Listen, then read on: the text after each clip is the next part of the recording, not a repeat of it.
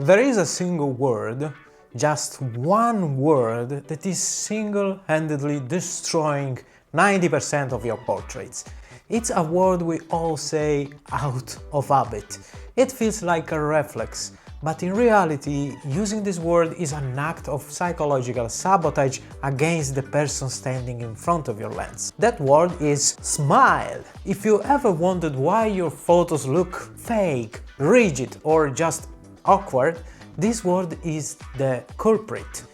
In this video, I'm going to show you why your obsession for posing is killing your photography, and I'm going to give you 5 psychological frameworks, techniques I use with CEOs and actors to turn anyone into an authentic subject, eliminating the awkwardness forever.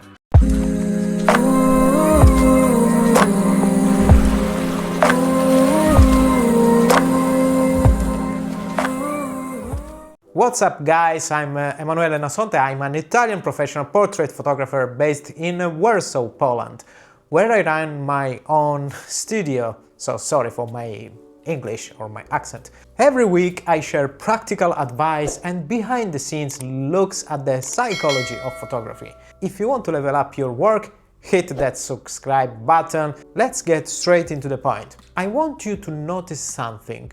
Look at the portraits by the masters, Richard Avedon, Peter Lindbergh, Steve McCurry.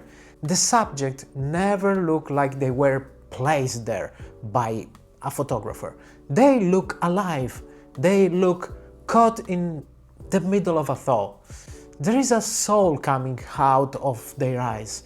But when we look at the amateur portraits, we often see people who are technically well lit, sharp, but rigid.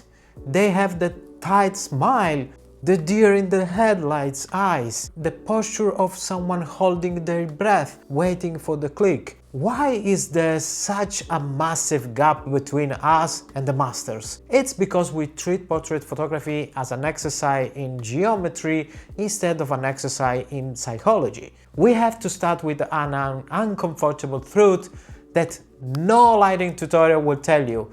Being photographed is a traumatic experience. For the average person, standing in front of your lens is about as pleasant as going to the dentist. It happens just last week. A high-level manager came in, a guy used to speaking to hundreds of people. The moment they saw my camera, he froze. Shoulders went up, eyes went glassy. He told me, "Emanuele, I hate photos. I always look terrible." This is such a normal thing that I hear in my studio all the time. When you point this giant piece of glass and metal at a human being, their reptilian brain, which is the oldest part of our mind, perceive it as a threat. It's just a giant eye judging their flaws. It's a weapon pointed at them. So what is the instinctive reaction? Defense. The walls go up, they put on their customer service face, that social mask we use to protect ourselves when we are uncomfortable. Your job is not to capture that mask, your job is to make it fall. And you don't do with a more expensive lens, you do it with empathy. So that mindset shift you need to make today is this: stop posing and start directing. What's the difference? Posing is a mechanical and external. It's when you say chin up 2 inches, drop the left shoulder, rotate the hips, hand here, hands there. What happens in the subject brain? Panic. They start obsessing with their body. Is my chin okay? Do I look fat? Do my arm look weird? The moment the subject thinks about their body, the eyes go dead. The lights are on, but nobody's home. Directing, on the other hand, it's an emotional and internal. You don't tell the subject what to do with their hands, you tell them what to do with their mind. A great movie director doesn't tell an actor, contract the orbicularis muscle of your eye.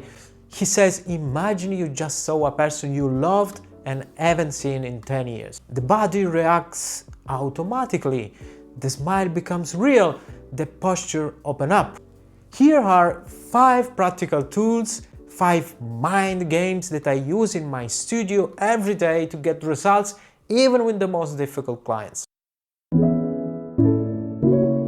The number one mistake I see, the client walks in, you say just, "Hi, I'm Emanuele," and boom, you grab the camera and start shooting. This is a disaster. You have built a technological wall between you and a person who is still cold. In my studio, I have a sacred rule. For the first 10 to 15 minutes, the camera does not exist. Often it's not even in the room or it's turned off on a table far away. What do we do in those 15 minutes? We act like human beings. Coffee, water, we sit down without barriers. I don't talk about the weather, I try to understand who they are, their job, their passion. I'm doing those things here at once.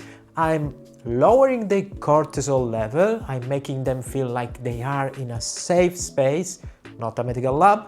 I'm studying them. I watch how they laugh naturally. I see their best profile when they look at the window, when they look at the door. I watch how they use their hands.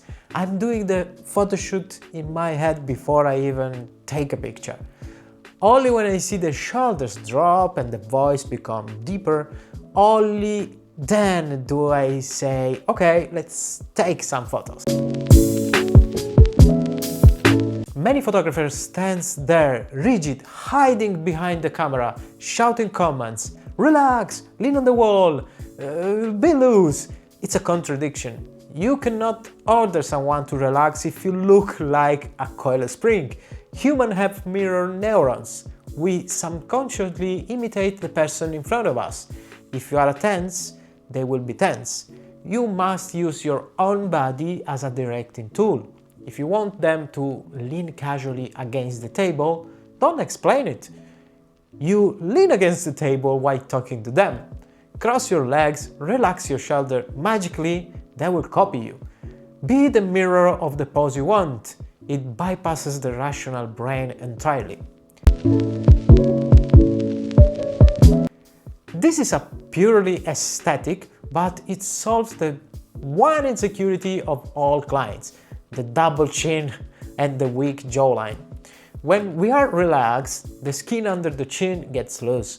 On camera, this looks terrible. If you say chin up, they tilt their head back and you end up shooting up their nostrils. Not a good look. You need to teach them the turtle. It sounds weird. Imagine being a turtle sticking its head out of the shell. You ask them to push their forehead towards the camera and then slightly down. It stretches the skin of the neck, defines the jawline and hides the double chin. From the outside it feels natural, the client will feel maybe weird, but on camera I guarantee you they look like the most confident person in the world. Try it in the mirror tonight. Now the hands. The classical question. Emanuele, what I do with my hands? Hands are the thermometer of awkwardness. When we are nervous, they feel heavy, huge. If they just hang there, they look dead. The trick is anchoring. The hands must touch something or do something. But be careful with your words. Don't say, put your hands on your jacket. Say, feel the texture on the fabric of your lapel. There is a huge difference. Put your hand, it's a static pose. The hand looks like a claw. Feel the fabric is a sensory action. Have them fix their watch, run a hand through the hair, put hands in the pockets, but crucial tip, leave the thumbs out. Hiding thumbs communicate insecurity, showing thumbs communicate confidence. Give the hands a job.